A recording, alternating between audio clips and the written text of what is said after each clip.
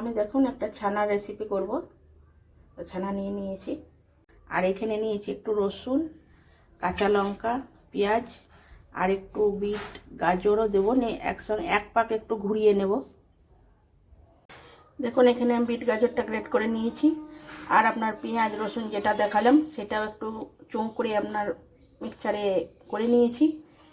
আর এখানে একটু আপনার দিচ্ছি কর্নফ্লাওয়ার, ভাজা গুঁড়ো মশলা, লবণ। এটা দিয়ে ভালো করে মাখিয়ে নেব। তারপরে কি করি দেখুন, এর সঙ্গে একটু ময়দাও দিচ্ছি চিটটা করার জন্য। আমার দেখুন ছানাগুলো কি সুন্দর একদম হয়ে গেছে, কালারটাও খুব সুন্দর লাগছে দেখতে। এগুলো এরকম করে নিয়েছি, কড়াইয়ে তেল দিয়েছি, এবার ভেজে নেব।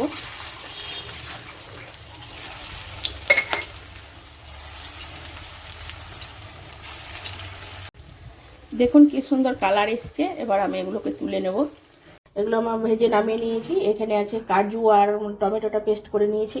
কড়াইয়ে তেলের উপরে কটা গরম মশলা দিয়ে দিয়েছি, একটা তেজপাতা দিয়েছি। আর আপনার এখানে আছে গুঁড়ো মশলা কিছু, নুন, হলুদ, লঙ্কা গুঁড়ো, ধনে গুঁড়ো, জিরে গুঁড়ো, চিনি, একটু গরম মশলা, এগুলো সব একসঙ্গে দিয়ে দেবো।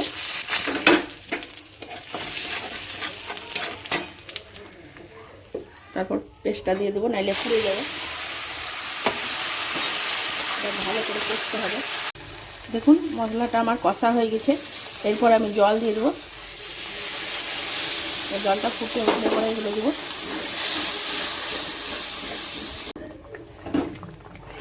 আমি এগুলো সব দিয়ে দিলাম ঝোলের মধ্যে।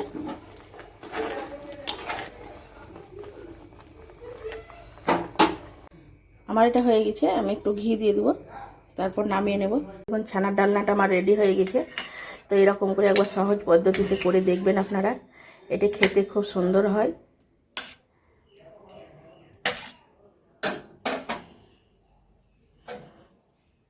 আমি তো এরকম করে করলাম আজকে। তো দেখবেন একবার করে ঘরে ট্রাই করে।